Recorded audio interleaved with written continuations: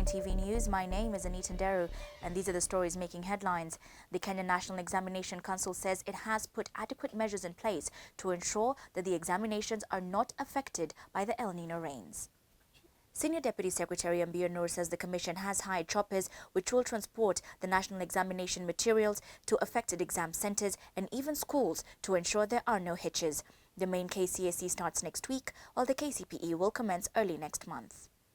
The Teacher Service Commission says it will permanently hire the relief teachers who had already started teaching before the end of the month-long strike which had paralysed learning in public schools countrywide. Speaking before the National Assembly Parliamentary Committee on Education and the Commission's Chief Executive Officer, Nancy Macharia, stated that the teachers were fully qualified and would be absorbed into the teaching profession. She says the budget to be used to pay the teachers will not be affected by the return to work of the striking tutors. President Uhuru Kenyatta has praised the Kenya Defence Forces for the work they're doing in Somalia. He said the Defence Forces work long and hard to keep Kenya safe, especially in deterring terrorist attacks. He spoke at the Kenya Military Academy in Lanet at a cadet commissioning parade. He also assented to three bills on Thursday. He signed the Transfer of Prisoners Act 2015, the Prohibition of Anti-Personnel Mines Act 2015, and the Fertilizers and Animal Foodstuffs Amendment Act 2015.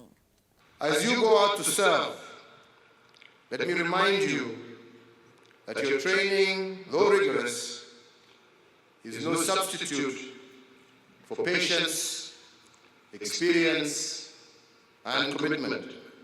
And now we take a look at the business news, where Deputy President William Ruto has challenged African leaders to make the continent competitive. Ruto expressed concern that the intra-Africa trade partnership was not being embraced with the seriousness it deserved as compared to the European and Asian intra-partnerships. Ruto spoke during the 17th Annual Prayer Day for Uganda, held in Kampala on Thursday.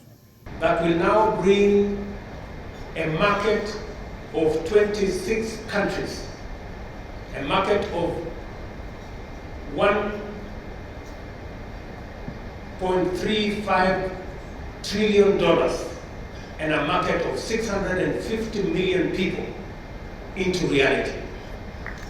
And finally, we take a look at the sports news, where Harambee Stars head coach Bobby Williamson has hailed his charges for their impressive performance in Mauritius. They won 5-2 to open the 2018 World Cup pre-qualifier on a high. Speaking on the team's return on Thursday, the Scotsman said he's hoping they replicate the same when they host the return leg on Sunday at Kasarani Stadium. And that is a wrap-up of Capital Online TV News. For the latest on these and other stories, do subscribe to our YouTube channel, Capital FM Kenya. My name is Anita Nderu.